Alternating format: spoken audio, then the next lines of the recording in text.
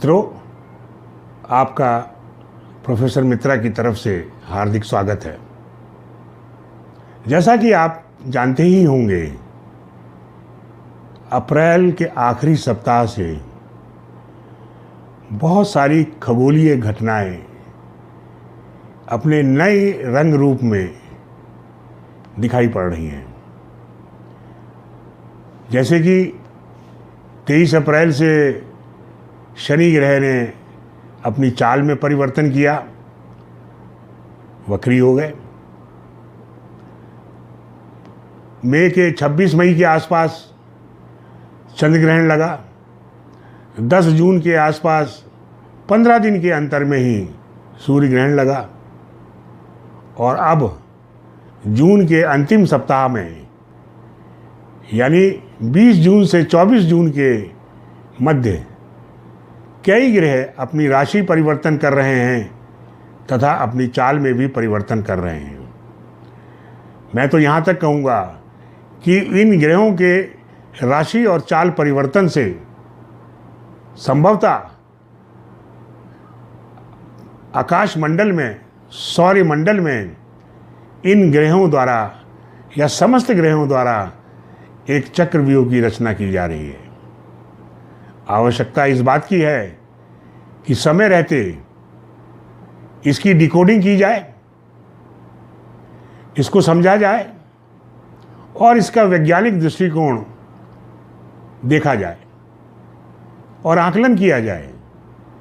इसके बाद ये भी समझने की आवश्यकता है कि इस चक्रव्यूह की भारतवर्ष के ऊपर क्या प्रभाव पड़ेगा। आज इस वीडियो में हम इसी 2 बिंदुओं पर विशेष रूप से चर्चा करेंगे। मित्रों, 20-21 जून में बृहस्पति, देवगुरु बृहस्पति ग्रह कुंभ राशि में वक्री हो रहे हैं। वो कुंभ राशि में सतभिषा नक्षत्र में वक्री हो रहे हैं। ये तो आप सब लोग जानते ही हैं कि शनि ग्रह पहले ही वक्री चाल में चल रहे हैं। इसके अलावा 21 जून को सबसे बड़ा दिन होता है। बड़े दिन का मतलब कि उत्तरीय गोलार्ध में 21 जून को दिन 13 घंटे 58 मिनट का होगा। वो बात दूसरी है कि 13 सितंबर को दिन और रात बराबर होंगे।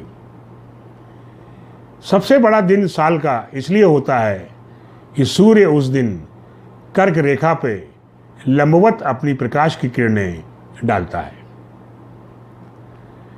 अब आगे चलें। 22 तारीख को विशेष रूप से अगर देखा जाए तो शुक्र अपनी राशि में परिवर्तन कर रहे हैं। शुक्र मार्गी रहेंगे और कर्क राशि में प्रवेश करेंगे। बहुत इंपॉर्टेंट है, महत्वपूर्ण है कि कर्क राशि में मंगल पहले से ही मौजूद हैं। मंगल के लिए कर्क राशि नीच की राशि मानी जाती है। अब थोड़ा सा हम लोग ये विचार कर लें कि क्या वाकई में ग्रह वक्री होते हैं।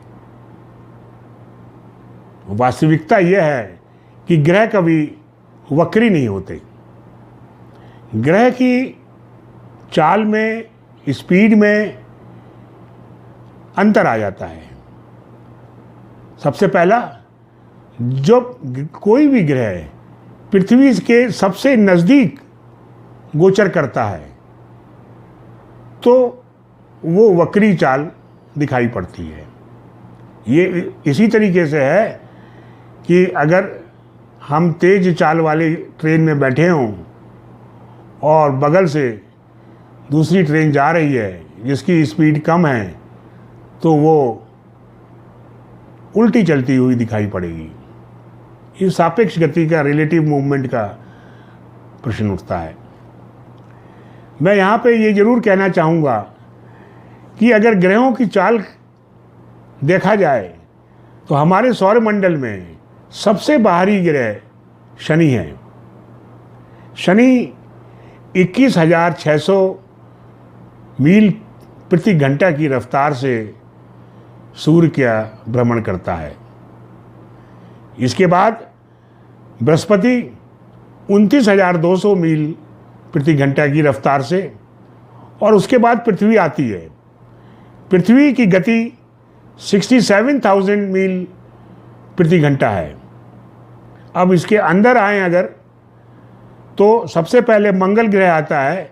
मंगल ग्रह की गति 54,000 मील प्रति घंटा होती है, और शुक्र की गति 78,000 मील पर आवर होती है, और सबसे नज़दीक और सबसे तेज चलने वाले बुध ग्रह की स्पीड 1,08,000 मील प्रति घंटा होती है। इनकी गति में कितना अंतर है। जहाँ पृथ्वी की गति 67,000 माइल पर आवर है और बृहस्पति की गति 29,200 आवर है, तो ये बृहस्पति जब पृथ्वी के पास आएगा, सबसे ज़्यादा नज़दीक आएगा, तो वो वक्री चलता हुआ दिखाई पड़ता है। इसीलिए हम लोग कहते हैं कि गुरुदेव या देवगुरु बृहस्पति वक्री चाल चल रहे हैं।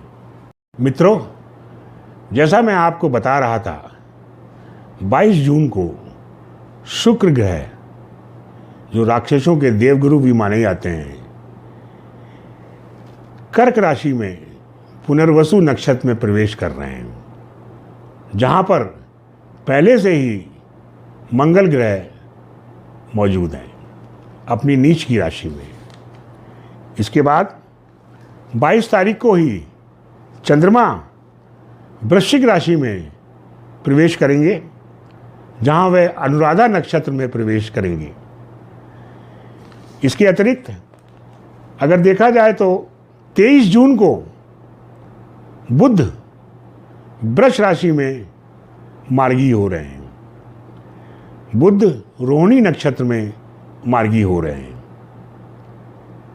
और अगर इसके साथ ये भी देखा जाए कि 24 जून को क्या हो रहा है, 24 जून को सूर्य और चंद्रमा 180 डिग्री से एक दूसरे के सामने आएंगे। मतलब 24 जून को ज्येष्ठ पूर्णिमा होगी।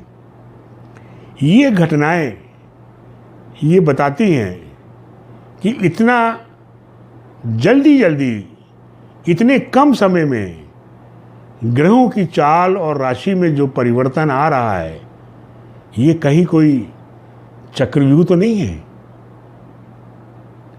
और अगर है तो ये किस प्रकार का चक्रव्यूह है, इसकी विवेचना जरूरी हो जाती है। जैसे कि अगर मैं कहूं कि बृहस्पति वक्री, शनि पहले से वक्री, मंगल पहले से अपनी नीच राशि कर्क में, शुक्र कर्क राशि में प्रवेश, बुध वृष राशि में मार्गी, राहु पहले से वृष राशि में, और अगर देखा जाए तो सन या सूर्य आद्रा नक्षत्र में और चंद्रमा अनुराधा नक्षत्र में। मैं आपका ध्यान यहाँ पर एक टेबल में दिखाना चाहूँगा। शनि वक्री श्रवण नक्षत्र में, जिसमें राशि स्वामी स्वयं शनि है और नक्षत्र स्वामी चंद्रमा है।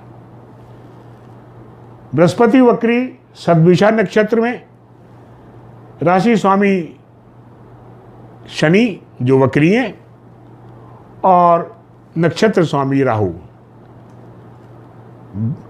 शुक्र ग्रह पुनर्वसु नक्षत्र में गोचर करेंगे, राशि स्वामी चंद्र और नक्षत्र स्वामी बृहस्पति जो वक्री चलेंगे हों। मंगल पुष्य नक्षत्र में, राशि स्वामी चंद्रमा और नक्षत्र स्वामी शनि जो वक्री हैं।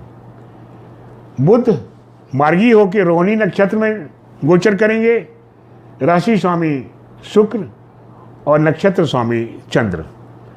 राहु पहले से ही वृष राशि में रोहिणी नक्षत्र में है, राशि स्वामी शुक्र और नक्षत्र स्वामी चंद्र। सन या सूर्य आद्रा नक्षत्र में जब प्रवेश करेंगे, राशि स्वामी बुध और नक्षत्र स्वामी राहु। चंद्रमा का अगर देखें, वो अनुराधा नक्षत्र में वृश्चिक राशि में प्रवेश करेंगे, जो राशि स्वामी मंगल और नक्षत्र स्वामी शनि जो वक्री हैं। इसके अलावा प्लूटो भी एक महत्वपूर्ण ग्रह है जो पश्चिमी ज्योतिष में बहुत ही महत्वपूर्ण माना जाता है। वो मकर राशि में उत्तराषाढ़ा नक्षत्र में गोचर कर रहे हैं वक्री होके। उनका राशि स्वामी शनि वक्री और नक्षत्र स्वामी सूर्य। अगर हम इस टेबल को देखें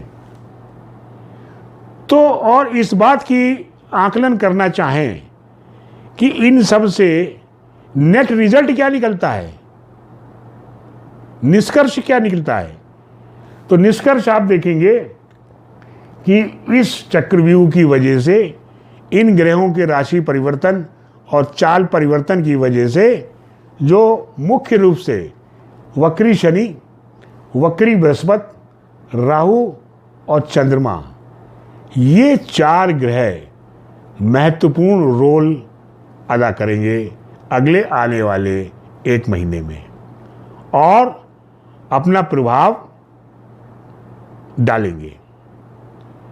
हमें ये भी देखना है कि इसके साथ साथ चंद्र ग्रहण, जैसा मैं पहले कह चुका था, 26 मई को, और सूर्य ग्रहण ठीक 15वां दिन बाद 10 जून को लग चुका है। हालांकि ये छाया ग्रहण है, भारतवर्ष में नहीं दिखाई पड़ा। सूर्य ग्रहण अरुणाचल प्रदेश, लद्दाख और अंडमान निकोबार के कुछ हिस्सों में कुछ मिनट के लिए दिखाई पड़ा। लेकिन इस ग्रहण की, सूर्य ग्रहण की विशेषता, एक और विशेषता रही, 148 वर्ष बाद ये योग बना जब सूर्य ग्रहण शनि जयंती के दिन पड़ा। तो शनि का भी कहीं ना कहीं रोल इसमें सम्मिलित है।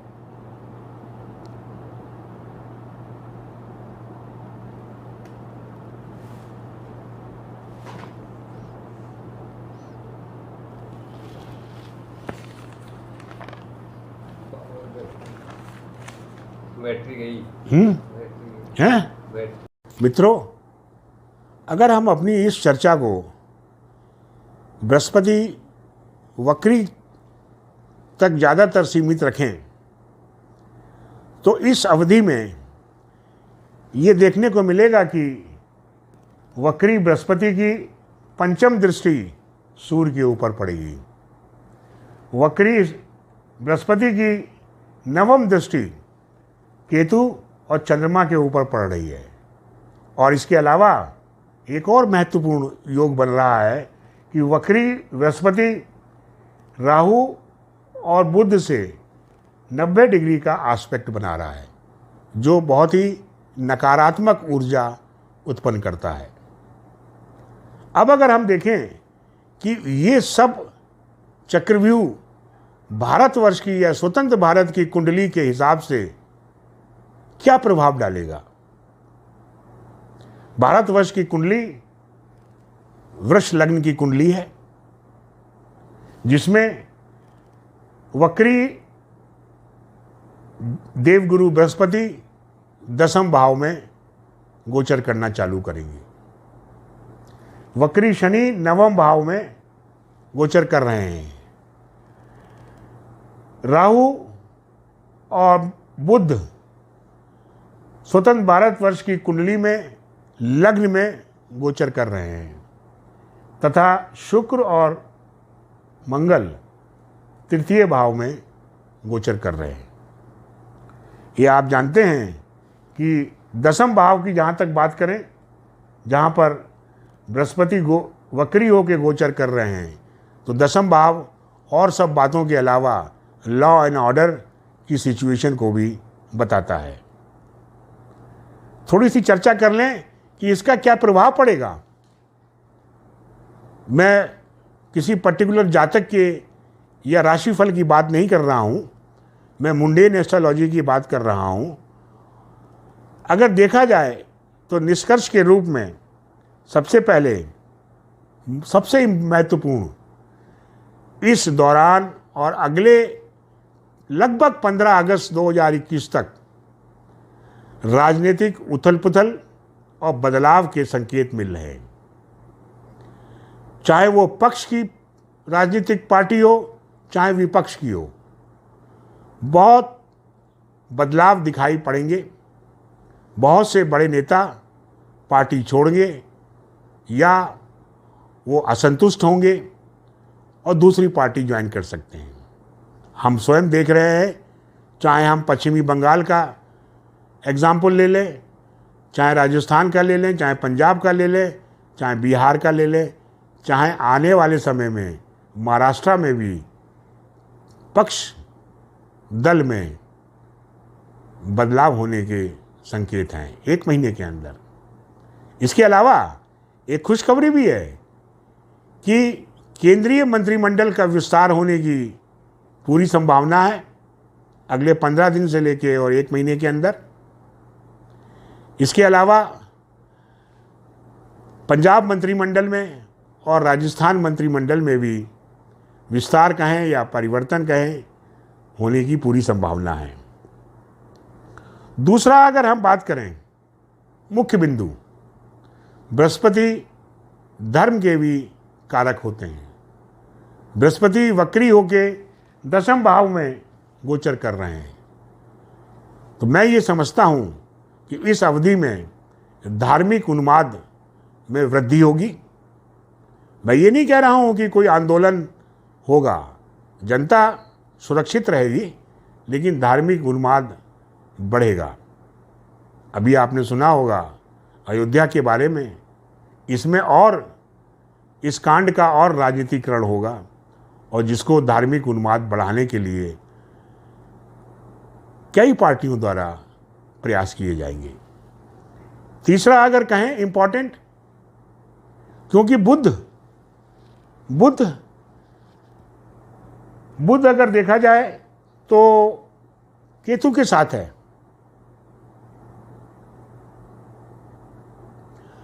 बुध कम्युनिकेशन का भी ग्रह है और इसकी वजह से अगर देखा जाए, सॉरी, केतु के साथ नहीं है, राहु के साथ है। बुध रोहिणी नक्षत्र में और राहु भी रोहिणी नक्षत्र में है, कंजॉइंट। इसकी वजह से मैं ये समझता हूँ कि सरकार द्वारा मीडिया पे, मीडिया तंत्र पे और विशेष रूप से सोशल मीडिया पे अपना शिकंजा कसा जाएगा, चाहे वो ट्विटर हो, चाहे वो फेसबुक हो, चाहे इंस्टाग्राम हो। ये तीसरी महत्वपूर्ण परिवर्तन और प्रभाव मुझे समझ में आ रहा है। चौथा, बृहस्पति 10वें भाव में वक्री होने के कारण न्यायपालिका द्वारा कठोर निर्णय लिए जाने का स्पष्ट संकेत मिलता है। विषय चाहे जो, लेकिन न्यायपालिका द्वारा सरकार की मंशा के विरुद्ध कठोर निर्णय लिए जा सकते हैं। ये इस बात का संकेत देता है। ये निर्णय हालांकि जनता के हक में ही होंगे। इसके आगे अगर बात करें तो महंगाई में वृद्धि होगी, जनता में असंतुष्ट रहेगी। एक और बहुत इंपॉर्टेंट बात इस आकलन से दिखाई पड़ती है कि इस अवधि में, मतलब मेरे हिसाब से 15 अगस्त तक करीब 3 हफ्तों की अवधि में प्राकृतिक आपदाएं अवश्य आएंगी, चाहे वो नॉर्थ ईस्ट या साउथ वेस्ट या साउथ में बाढ़ हो या आगजनी की घटनाएं हो या अर्थक्वेक आने की भी, भूकंप आने की भी पूरी संभावना दिखाई पड़ती है अगले 3 हफ्ते में। एक और महत्वपूर्ण प्रभाव मुझे दिखाई पड़ रहा है। हालांकि पड़ोसी देश, मैं नाम नहीं लेना चाहूँगा, लद्दाख के एरिए में अपनी सेना को और अधिक बढ़ा दिया है, लेकिन मेरी गणना के हिसाब से नॉर्थ ईस्ट में, आसाम, अरुणाचल के क्षेत्र में चाइना और भारत के बीच में तनाव में अत्यधिक वृद्धि होगी अगले 1 महीने में।